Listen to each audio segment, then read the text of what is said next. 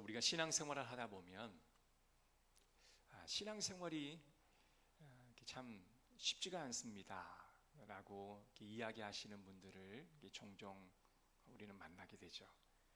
그러면 이제 교회 안에서 좀 믿음이 있으신 분들이, 또 신앙이 경륜이 있으신 분들이 어떤 게 당신을 이렇게 힘들게 하세요? 라고 이렇게 질문하고, 또 이제 조언도 하고, 또 함께 기도해 주기도 하는 그런 모습들을 종종 바라보게 되는 것입니다. 우리가 예수를 믿는다고 하는 것은 우리가 하나님의 말씀을 기준으로 본다면 너무나 쉬운 일이에요.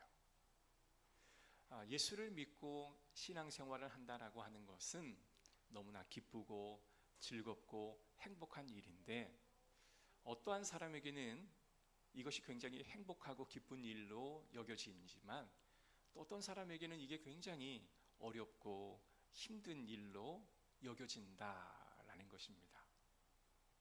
여러분, 이제 운동을 해보시면 아시겠지만, 저도 요즘 운동을 끊은 지가 꽤 오래됐어요. 요즘 거의 운동을 못합니다. 그런데 이제 운동을 제가 한참 할 작년 같은 경우에는요, 이제 모든 운동에는 이제 기본기라고 하는 것이 있잖아요. 우리가 목회 현장에서도 목사가 되는 그 과정은 일반 대학을 나오든 신학대학을 나오든 이제 신학대학원을 반드시 졸업을 하고, 또 전도사 고시, 목회자 후보생 고시, 또 목사 고시, 이 모든 과정을 거쳐서 이제 목사가 되어지기도 합니다. 그런데 이제 신학 교육의 가장 큰 특징은 임상이 없어요. 그냥 책상에서 교수님이 가르쳐 주시는 그 교육을 그대로 전수받는 겁니다. 그래서 집에서 책상에서 구약, 신약을 이제 연구하고, 어떤 단어를 파싱하면서 그 단어가 갖는 의미, 그것을 공부하고, 조직신학도 배우고, 여러 가지만 철학, 기타 많은 학문들을 공부를 하죠. 근데 그 특징이 뭐냐면 다 책상에서, 강의실 안에서만 이루어지는 신학이라 보니, 신학생들이 막상 목회 현장에 나오게 되면 만나는 사람들이 누구예요? 성도들이지 않습니까? 그러다 보니 적잖게 당황합니다. 그래서 많은 실패도 하고, 또 시행착오도 경험하기도 하고, 그래서 어느 그 목사님 한 분이 목회를 잘 하다가 갑자기 정신병이 찾아왔어요. 정신병이 찾아오면 어딜 가야 돼요? 정신병원에 입원을 해야 되잖아요. 정신병원에서 입원하고 한 몇 개월 만에 다시 퇴원하여 목회 현장에 들어와서 목사님들이 하는 것들을 보았더니 자기에게는 하나도 도움이 되지를 않다라는 거예요.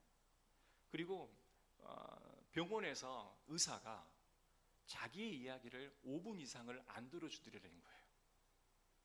그것에 큰 마음의 상처를 받고 목회 현장에 돌아와서 많은 목사님들이 하시는 교육의 방침을 보니까 이게 잘 안 되더라는 거죠.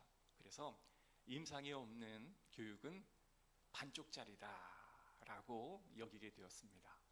그래서 그때부터 임상이라고 하는 것을 굉장히 강조하고, 교육을 자신의 뜻과 같이 하는 사람들과 함께 교육을 하고, 또 현장에 나아가서 실습해보고, 또 무엇이 잘못되어 있는지를 반성하고 후회해보고, 다시 세미나 현장에 와서 교육을 하고, 또 무엇을 본인이 잘못했던 것이 뭔지를 깨닫고 또 배워서 또 현장에 나아가서 실습해보고, 이러한 것들을 무한 반복하다 보니 뭐가 생길까요? 나의 문제는 뭐고, 나는 어떠한 사람들을 만나면 나에게 이러한 면들이 불쑥불쑥 나온다라는 것을 깨달으니, 이후에는 그와 같은 상황을 미리 알고 내가 이럴 때 이렇게 행동하는구나 라는 것을 알고 다시 내 자신을 수정할 수 있는 기회가 생긴다는 거예요. 그래서 이렇게 굉장한 많은 시간을 하드 트레이닝을 받고 계속해서 잘못했던 것을 수정하고 보완하고 또 잘못했던 것을 수정하고 보완하다 보니 어느 정도의 사역에 뭔가 인사이트, 어떤 통찰력이 생기더라라는 것입니다. 무엇이 문제였냐면 기본기가 안 돼 있다라는 거죠.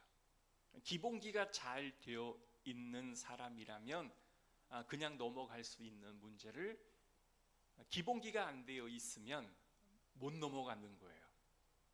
기본기가 되어 있으면, 신앙의 기본기가 되어 있으면 이런 문제는 이렇게 해결할 수 있어 라는 그 인사이트, 어떤 통찰력이 내 안에 생겨서 그냥 자연스럽게 넘어가는데, 그런 신앙의 기본기가 되어 있지 않으면 자꾸 걸리는 거예요.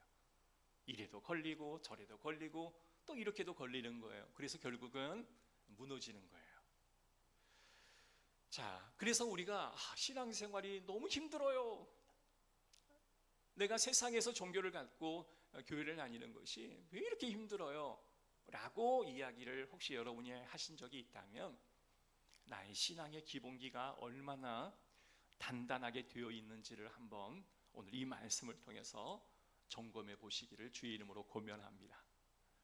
오늘 성경의 말씀 보면 예수님께서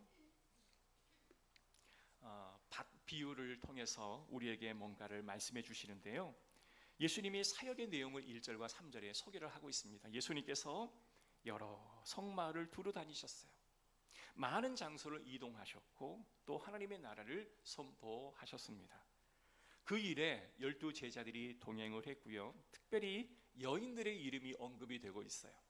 당신은 여인들 하면 사람의 총수에 끼지도 못할 가치 없는 존재라 여기던 시대였기 때문에 예수님께서 각 성에 두루 다니시며 하나님의 복음을 선포하실 때에 12 제자와 함께 거론한 이 여성들의 이름이 이곳에 실려 있다라고 하는 것은 그 여인들도 세상에서 말하는 가치 없는 여인들이라도 하나님 나라의 복음의 확장에 중요한 일꾼으로 인정될 수 있다라는 것을 예수님께서 그들의 이름을 소개함으로 우리에게 알려주고 있다라는 겁니다. 본문에 뿌려진 이 씨앗은 예수님과 함께 전하는 말씀에 반응하는 자들에게 있어서 이 여인들이라 할지라도 그 말씀에 온전히 반응할 수 있는 사람이라면 그 여인들이라도 하나님은 어때요? 귀히 여기신다라는 말씀이에요. 사랑하는 성도 여러분, 오늘도 하나님 말씀이 선포될 때 이 여인들처럼 반응하시는 저와 여러분 되시기를 축복합니다. 그래야 하나님께서 그 말씀에 반응하는 사람을 통해서 하나님의 나라의 비유를 통하여 여러분들에게 귀한 말씀을 선포해 주시는 거예요. 자, 본문은 이처럼 뿌려진 씨앗이 예수님과 함께 말씀을 이제 전하는 12 제자와 함께 그것에 반응하는 많은 여인들과 또 많은 사람들과 주변에 있는 사람들에게 일방적으로 하나님께서 선포하시는 말씀이에요. 그런데 어떤 사람은 그 말씀에 반응하는 사람이 있고 어떤 사람은 그 말씀에 반응하지 않는 자가 있다라고 하는 것을 주님께서 우리에게 알려주시는 거예요. 그런데 주님께서 귀하게 여기시는 자는 뭐예요? 말씀에 반응하는 사람이다. 그래서 오늘 이 사전에 많은 사람들이 모여 있는데 다 같이 모여 있다 할지라도 그 사람들이 다 같은 사람은 아니다라고 주님께서는 구별하고 계십니다. 예수님께서 사역 초기에는 이 비유의 말씀을 잘 하지 않으시다가 사역 후반기에 가면서 점점 이 비유를 많이 사용하셨습니다. 자, 그런데 오늘 특이한 말씀 하나가 있는데요, 9절과 10절의 말씀을 보니 하나님의 나라의 비밀을 아는 것이 너희에게는 허락되었으나 다른 이들에게는 들어도 깨닫지 못하게 하려 함이라 라고 전제 조건을 달고 있죠. 이 말씀을 어떻게 여러분 이해하십니까? 너희는 이라는 말은 12 제자들이에요. 그리고 하나님 말씀에 반응하는 많은 여인들을 의미하겠죠. 그러나 이 비유를 내가 말하는 것은 들어도 깨닫지 못하는 자들이 어때요? 그냥 깨닫지 못하게 하려 함이다. 그러니까 이 비유는 어떤 의미의 성격이 강해요? 심판의 성격이 강한 거예요. 여러분, 말해도 어때요? 깨닫지 못하게 하려고 하나님께서 막으셨다라는 말이에요. 여러분, 이게 이해가 됩니까? 하나님께서는요, 이 비유를 사용하심이 들을 귀 있는 자는 듣게끔, 그리고 들어도 깨닫지 못하는 자는 아예 듣지 못하게끔 비유로 말씀하시는 거예요. 비유는 언어를 전달함에 있어서 굉장히 탁월한 방법이긴 합니다. 그래서 비유를 잘 쓰는 사람은요, 말을 참 잘하는 사람이에요.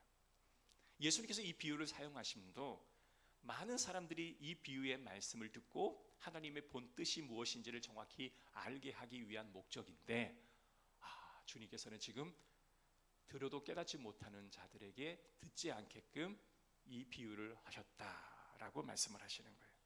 그리고 나서 이 전제를 선포하시고 나서 우리에게 말씀을 선포해 주시고 비유를 선포해 주시는 겁니다. 네 가지 밭이 나와요. 앞에 세 가지 밭은 믿지 않는 자를 의미하고, 마지막에 있는 한 밭은 진정으로 믿는 자를 의미합니다. 그럼 진정으로 믿는 자는 12제자와 그리고 주님의 말씀을 듣고 깨달은 여인들을 의미하고 있고요. 앞에 세 밭은 안전은 있으나 말씀은 들으나 전혀 깨닫지도 못하고 깨달을 마음도 없고, 그리고 깨닫기도 원치 않는 자들에게 비유로 하시는 밭의 비유입니다. 첫 번째, 길가 비유입니다. 여러분, 길가라고 하는 것은 많은 사람이 지나다니는 그런 곳이 아니겠습니까? 그러니까 길을 많이 밟고 지나가니 아주 딱딱해지는 것이죠. 그러니까 씨가 떨어져도 어떤 열매도 맺을 수 없는, 씨가 침투하여 들어갈 수 없는 그런 마음밭이다라고 이야기하는 거예요. 하나님 말씀이 뿌려졌는데, 말씀이 들려오는데 우리 가슴에는 하나도 남지를 않는 거예요. 그냥 아무 생각 없이 그저 말씀을 듣는 거예요. 멍하게 있다가 말씀이 스쳐 지나가고 또 멍하게 교회 문 밖을 나간다라는 것을 의미하는 것입니다. 자기의 삶에 적용해 보려고 노력도 하지 않아요. 하나님의 말씀을 주일날 목사님을 통해서 이렇게 말씀을 전해주셨고, 우리 목자들이 이 말씀을 내게 전해주셨는데, 그 말씀의 뜻이 내 삶에 어떻게 적용해야 할까를 한 번 정도는 고민해야 되는데 고민조차를 안 하는 거예요. 말씀에 대한 존중도 없어요. 그래서 이러한 사람들에게 말씀이 선포되어지면 사단이 쑥 나타나서 그 씨앗을 새가 쪼듯 다 쪼아서 가져가 버린다라는 겁니다. 말씀에 능력이 있기 때문에 여러분, 말씀을 듣다 보면 은혜가 돼요. 아멘. 말씀은 살아 운동력이 있기 때문에 내가 아무리 말씀을 듣지 않으려고 해도 그 말씀은 우리의 심장을 파고들 거예요. 그런데 하나님께서는요, 이 비유를 쓰심이 깨닫지 못하고 듣지 않는 자가 아재 모르게 이 비유를 말씀하신 것과 마찬가지로 사단이 와서 그 말씀을 쏙쏙 뽑아가 버린다는 거예요. 그러니 말씀이 오다가 뭐예요? 말씀이 내 마음밭에 자리를 잡지 못한다라는 하나님의 징계와 같은 그런 형벌인 거예요. 두 번째는요, 바위와 같은 마음밭이 있습니다. 여러분, 바위는 물기가 없어요. 물기가 없기 때문에 수분을 필요로 하는 그 식물이 뜨거운 태양의 그 강한 햇볕만을 내리쬐니 물기도 없으니 바짝 말라버리겠죠. 동풍에서부터 팔레스타인에 돌아오는 어마어마한 그 뜨거운 동풍으로 인해서 아예 말라버린다라는 것입니다. 자, 이 13절에 나와 있는 이 바위 위에 떨어진 그 씨는요, 말씀이 내게 떨어지긴 해요. 여러분, 기쁨으로 받아들이긴 합니다만은 말씀을 들을 때는 은혜도 있고 막 눈물도 나고 그때는 너무 좋아요. 그런데 그 말씀이 기억이 살짝 사라지는 그 순간 내 안에 기쁨도 사라지고 내 안에 소망도 사라져 버리는 거예요. 여러분, 말씀으로 우리가 살아간다라고 하는 것은 때론 고난이 있을 때도 있고, 때론 다른 사람에게 양보를 해야 될 때도 있고, 눈물을 흘리면서 고난을 참아야 할 때도 있는 것이 신앙생활 아니겠습니까? 여러분, 늘 기쁜 것은 신앙생활이 아니잖아요. 그런데 말씀을 들을 때는 참 좋고 말씀을 들을 때는 알 것 같은데 이상하게 양보를 해야 할 때는 양보하기가 싫고, 내 자존심이 건드려짐을 받을 때는 막 내 안에서부터 막 화가 치밀어 올라오고, 뭔가 서운한 일을 당하게 되면 참을 수 없는 막 분노가 막 올라오게 되는 거예요.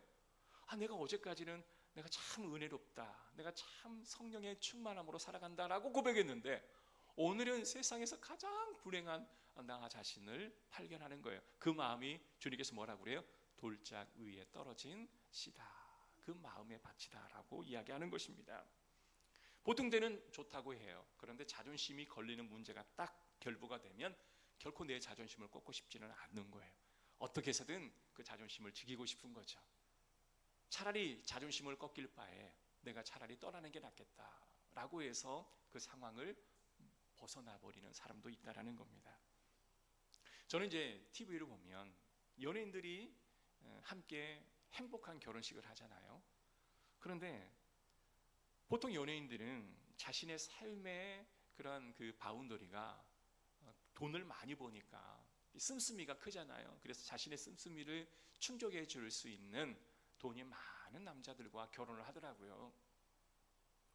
그런데 그 남자가 갑자기 하루아침에 회사에서 망해요. 사업이 망해요. 돈이 없어요. 그러면 거의 열의 9은 이혼을 하더라는 거죠.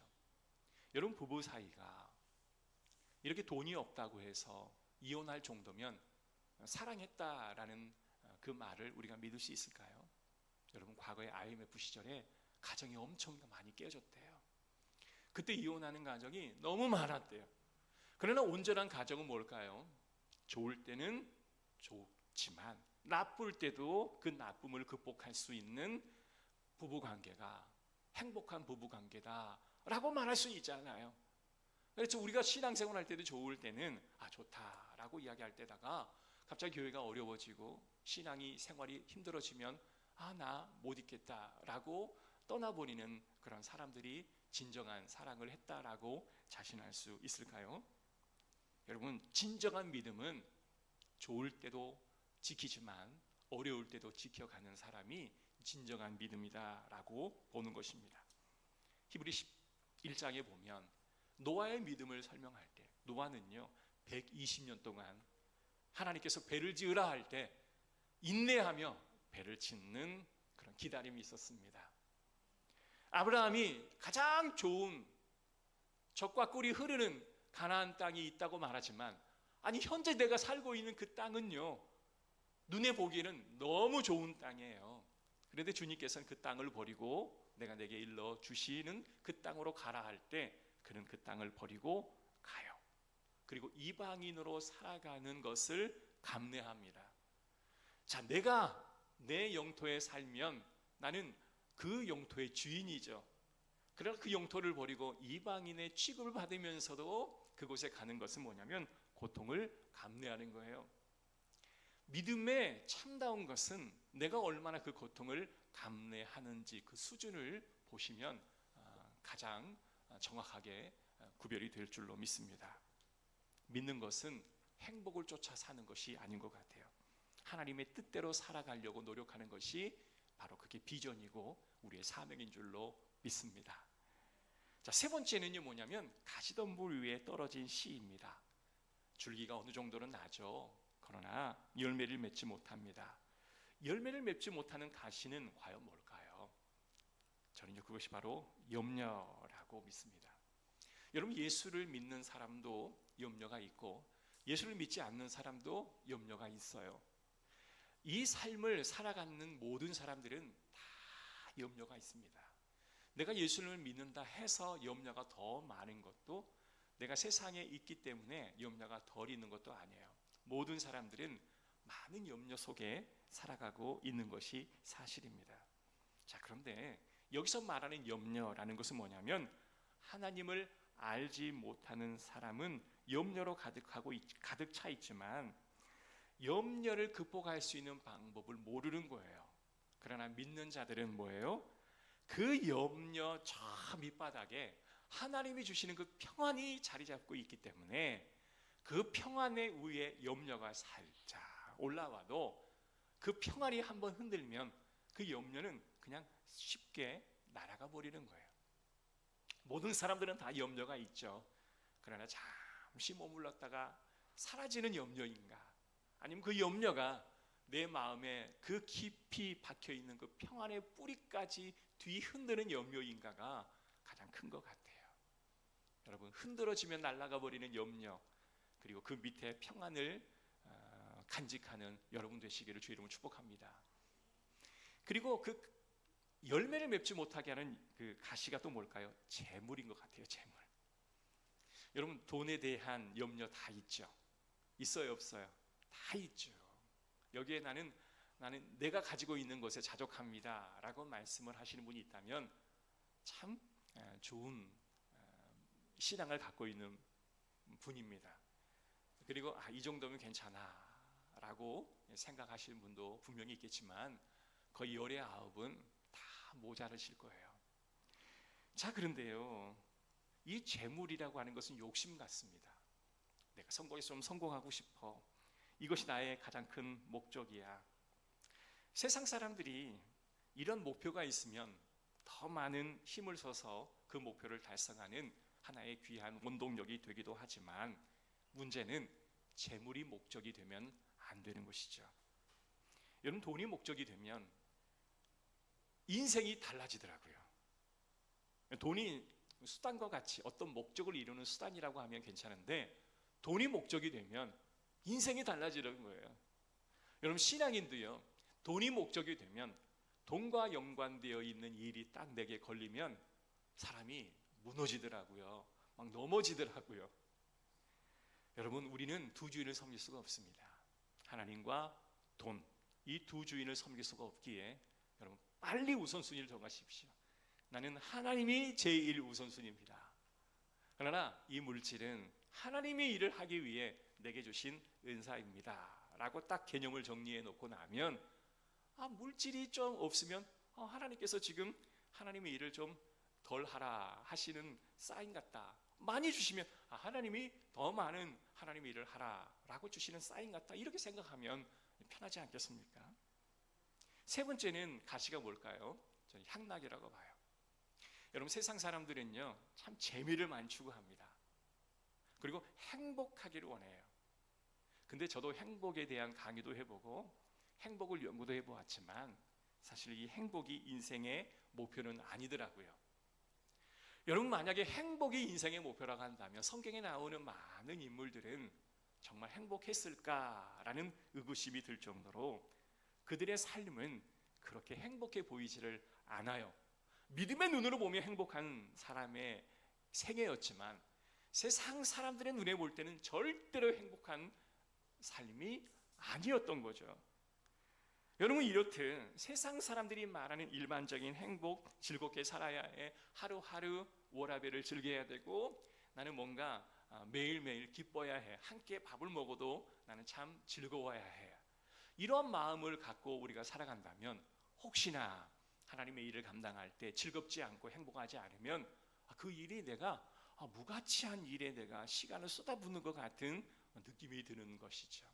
사랑하는 성도 여러분, 그것은 바로 내가 열매를 맺기에 내 열매를 방해하는 가시와 같은 것인 줄로 믿습니다. 사랑하는 성도 여러분, 우리는 재미도 없고 행복하지도 않고 그리고 무언가 재물을 목표로 삼지도 않는, 세상에 보면 참 재미없는 삶 같지만 그 안에 예수 그리스도가 주시는 참다운 기쁨이 내 안에 있기 때문에 우리는 행복합니다 라고 말할 수 있는 거예요. 사랑하는 성도 여러분, 이 믿음의 열매가 맺혀지기를 간절히 소원합니다. 그런데 언제 우리가 이와 같은 고백을 할 수 있냐? 이 세 가지가 다 무너져 보면, 이 세 가지가 다 내 삶에서 하나님이 다 가져가 보시면 그리스도 아래에서의 누리는 행복이 최고였구나 라는 것을 알게 되더라고요. 그런데 여전히 우리는 염려가 없고 또한 매일매일 재물도 풍성하고 그리고 재미를 느낄 수 있는 삶이 반복되고 지속되면요, 그리스도로 인하여 누리는 그 행복, 그 기쁨을 우리는 인식을 못하더라고요. 그런데 하나님이 그것을 다 가져가 버리시면 그때서야 비로소 통찰력이 생기는 거예요. 아, 이게 진정한 기쁨이 아니었구나 라는 것을 알고 그 우선순위를 바꾸게 되더라고요. 자, 마지막 소개하는 밭이 뭐예요? 누가복음 8장 15절의 말씀 보니까 좋은 땅에 있다라는 것은 착하고 좋은 마음으로 말씀을 듣고 지키어 인내로 결실하는 자이다. 다시 한번 말씀을 읽어드리겠습니다. 좋은 땅에 있다라는 것은 착하고 좋은 마음으로 말씀을 듣고 지키어 인내로 결실하는 자니라. 자, 여기에 보면 좋은 땅에 있다라는 것은 말씀을 듣지만 어떻게 듣는다고요? 착하고 좋은 마음으로 듣는다라고 이야기해요. 그러면 착하고 좋은 마음이라고 하는 것이 뭘까? 길가도 말씀을 듣지만 좀 다르죠. 그런데 착하고 좋은 말씀으로 듣지를 못한다라고 하는 거예요. 가시도 마찬가지고 돌짝밭도 마찬가지라는 거예요. 지금 착하다라는 말, 금요일날도 그런 말씀 드렸어요. 저는 착하다는 말을 꽤 많이 들었어요. 그거에 동의 안 하신 분도 분명히 있을 줄로 알지만 저 어릴 때부터 참 착하다라는 말을 참 많이 들었어요. 근데 그게 한 번 들으면 좋은데 여러 번 들으면 별로 안 좋아요. 별로 칭찬할 것도 없으니 그냥 착하다라는 말로 해주시는 것 같기도 하고, 착하다라는 것은 자기 실속 못 챙기는 사람을 우리가 착하다라고 말하는 것 같기도 하고, 그것도 또 내 다른 나의 상처이긴 하겠지만, 여러분 어린아이에게 나다나 엄마가 지금 목이 마르니 물 한 잔 갖다 줄래? 그러면 예! 하고 얼른 가서 물을 떠와 엄마에게 주는 사람이 착한 아이일까요? 남편이 아내에게 여보 내가 오늘 너무 피곤한데 어깨 좀 주물러줘. 예, 나도 피곤하지만 당신 어깨를 내가 풀어드릴게요 라고 막 안마해주는 분이 착한 아내일까요? 여러분, 이 착하다라는 것은 우리의 개념으로는 이러한 개념이지만 성경에 나와 있는 착하다라는 이 말의 뜻은 뭐냐? 순종하겠다라는 뜻이에요. 그 말씀이 내게 떨어지면 내가 그 말씀을 듣고 내가 순종하겠습니다 라는 나의 반응이 있을 때 주님께서는 그것을 착한 마음, 좋은 마음, 착하고 좋은 마음이다 라고 인정해 주시는 거예요. 사무엘아 사무엘아 이렇게 부르실 때 사무엘이 대답합니다. 주님 제가 여기 있습니다. 무엇이든 말씀하십시오. 제가 여기 있습니다. 이게 하나님이 오실 때 착한 마음이다 라고 이야기하는 거예요. 여러분 신학교에서 우리가 신학을 공부하면 이제 평신도 학생들이나 평신도들이 신학이라고 하는 걸 공부합니다. 그럼 뭐가 생기냐? 내가 좀 뭔가를 아는 것 같아요. 뭔가 아는 것 같으면 이걸 자꾸 자랑하고 싶은 거예요. 그래서 저도 이제 전도사 때 담임 목사님 앞에서 설교하시면 전도사인 제가 뭘 알겠어요. 아무것도 모르시잖아요. 우리 뒤에 계신 원로 목사님은 정말 한평생 말씀을 연구하시고 큰 목회를 하셨기 때문에 충분한 뭔가를 평가할 수 있는 기준이 세워지긴 하지만 대가 앞에서 그 군뱅이가 뭔가 주름이 있다라고 말할 수 있을까요? 말할 수 없는 거죠. 평가는 위에 있는 자가 아래에 있는 자를 평가하는데 저는 아래에 있는 자가 위에 있는 자를 평가하는 내 모습을 봤어요. 이게 뭐냐면 교만이라는 거죠. 내 스스로가 교만하다는 거예요. 자, 신학교에서 교육을 받고 일산 목회 현장에 다 나오면 나이 어린 전도사보다 훨씬 연륜도 많고 그리고 신앙 경험도 굉장히 풍성한 권사님들, 장로님들, 집사님들이 있어요. 여러 면으로 보면 세상의 어떤 물정이나 또 말씀의 어떤 깊이나 모든 면으로 보면 여러분 전도사나 목회자가 훨씬 떨어지죠. 그런데 내가 목사, 신학 교육을 받았다라는 그 이유 때문에 막 뭔가를 보여주고 싶어 한단 말이죠. 그러다 보면 갭이 생겨요, 갭이. 그러다 보면 내가 뭔가 순종하겠다라는 말보다는 내가 이거를 뭔가 하겠다라는 마음이 앞서다 보면 문제가 발생을 하더라고요.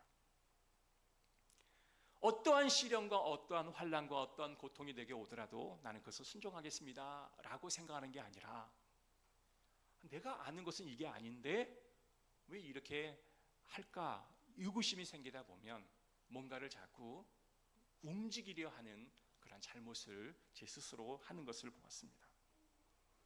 오늘 하나님께서 말씀하시는, 주님께서 말씀하시는 그 문제의 핵심은 뭐냐? 내가 이해할 수 없고 납득할 수 없는 상황이 내 앞에 딱 주어진다 할지라도, 하나님, 내가 이것을 이해하지 못하고 납득하지 못한다 할지라도 내가 순종하겠습니다.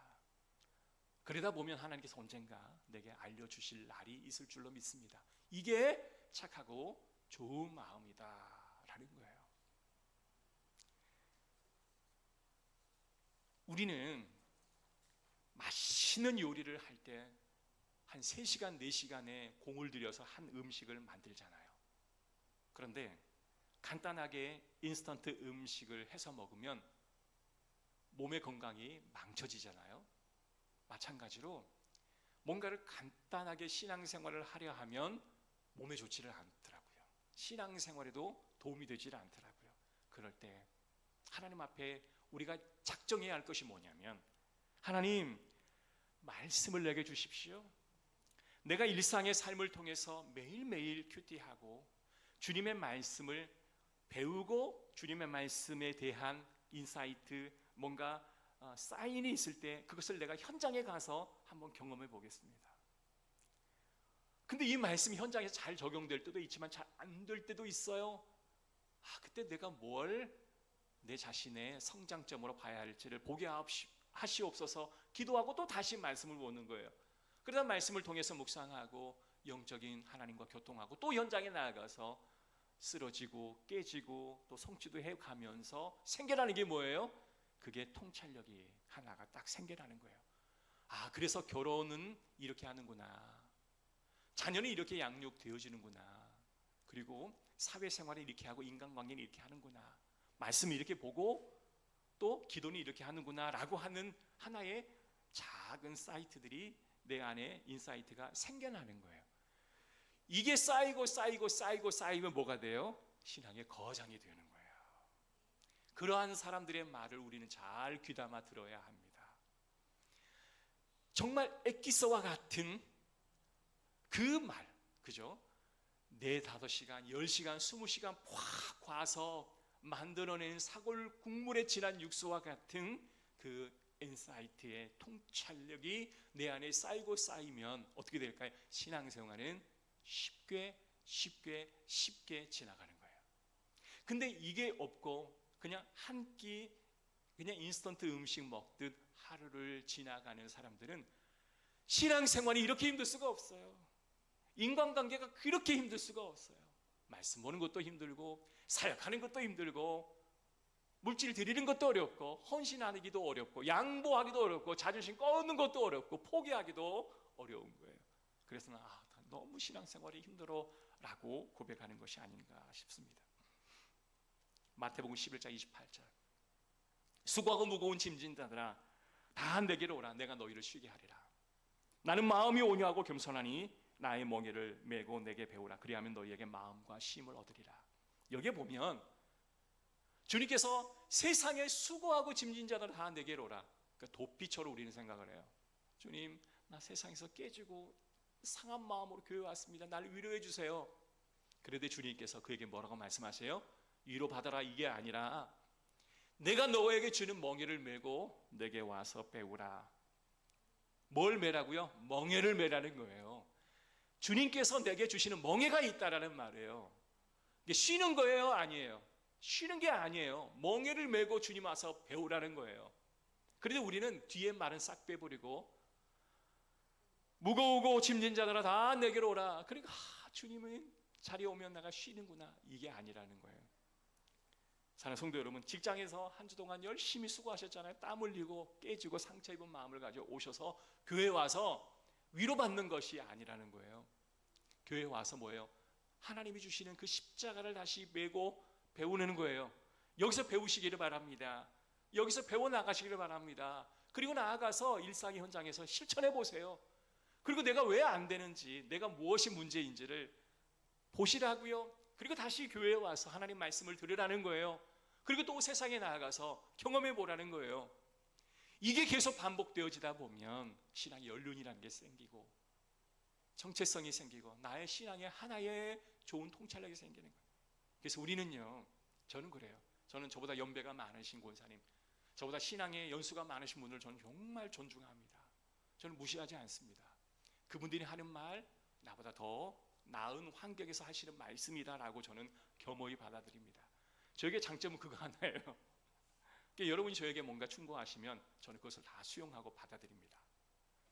여러분, 오늘 주님께서 하시는 이 말씀의 은혜, 저희도 신학 교수처럼 그냥 책상에서 말씀 연구할 수 있습니다. 그러나 그것 말고요, 하나님께서 내게 주시는 말씀을 주시면 그걸 기도의 자리에서 묵상하면서 다시 한번 경험해보고 다시 돌아와서 후회하는 그런 과정들이 계속 쌓이게 되면 여러분 삶의 원리가 다 성경 안에 있는 것을 꼭 발견하게 되실 줄로 믿습니다.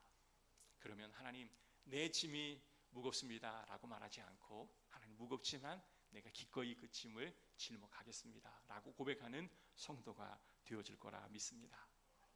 여러분, 교회에 오셔서 그냥 사과나무 밑에서 입 쫙 벌리고 사과 떨어지기를 간구하지 마시기를 바랍니다. 많은 사람들이 오직 기도만 한다, 여러분 기도시기나 하는 거예요.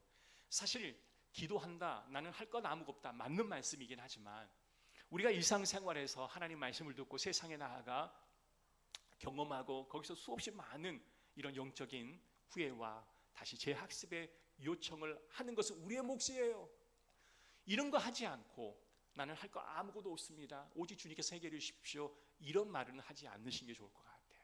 이러와 같은 나의 몫을 꼭 하시는, 그래서 이러한 삶의 통찰력을 얻으셔서 신앙생활을 잘 극복해 나가시는 저와 여러분 되시기를 주의 이름으로 축복합니다. 하나님 감사합니다. 오늘 이 말씀을 통해 다시 한번 주님 말씀 앞에 섭니다. 하나님, 우리에게 은혜를 주시옵소서. 힘들고 고된 신앙생활이 아니라 이것이 쌓이고 훈련이 반복되어지고 내 안에 하나의 통찰력이 생기게 되면 가장 쉬운 것이 신앙생활인 것을 알게 되었나이다. 이러한 원리가 내 삶에도 꼭 적용될 수 있도록 우리에게 복을 내려 주옵소서.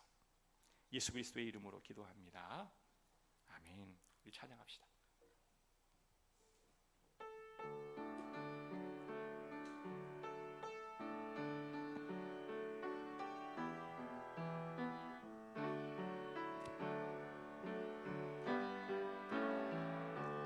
주를 위한 이곳에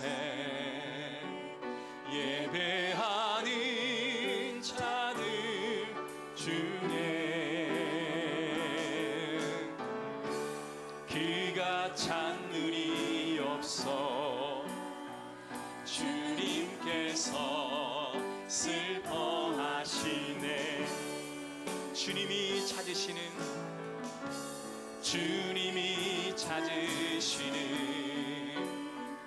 그 한 사람, 그의 대장. 내가 그 사람 되기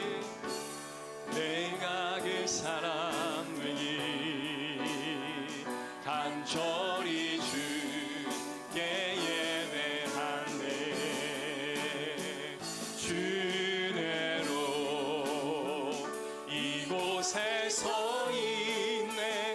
주 임재에 엎드려 절하네. 그 어느 것도 난 필요 없네. 주님만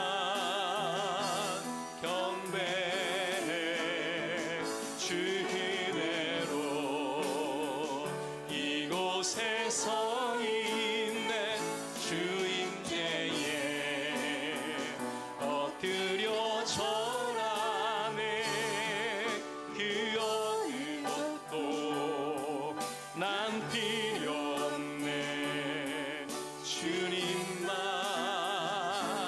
경배해. 우리 함께 기도합시다. 하나님, 신앙생활이 힘들다 여겨질 때가 있었는데 힘든 게 아니었네요. 하나님, 신앙생활이 쉽게 여겨질 수 있을 정도로 내 마음에 마치 옥토와 같이 되게 하옵소서.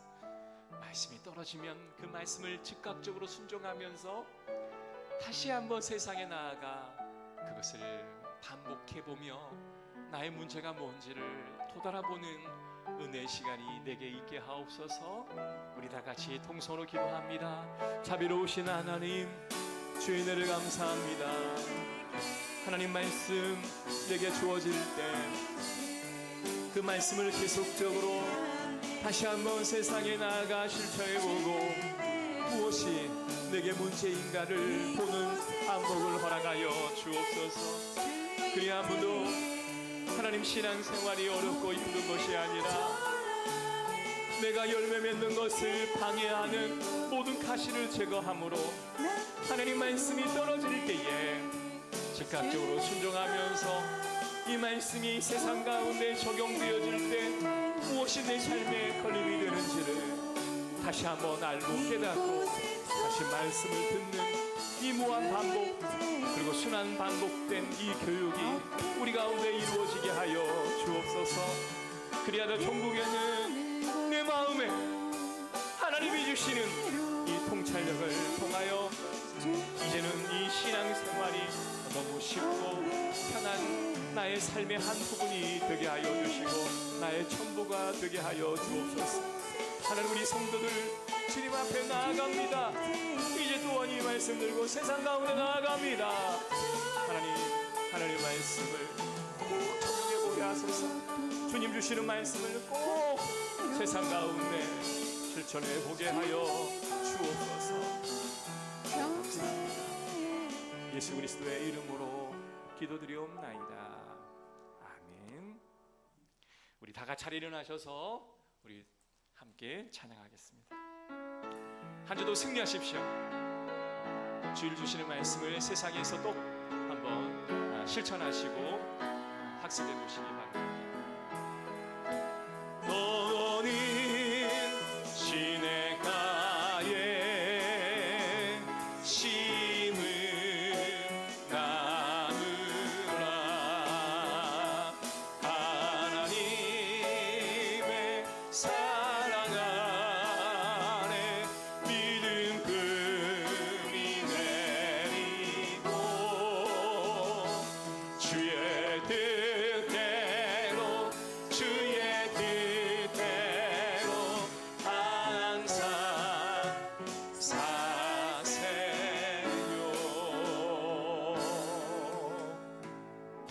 지금은 우리 주 예수 그리스도의 은혜와 하나님의 크신 사랑과 성령님의 감옥에 또 인도하심의 은혜가 매일매일 주님의 말씀을 묵상하며 그 말씀을 세상 가운데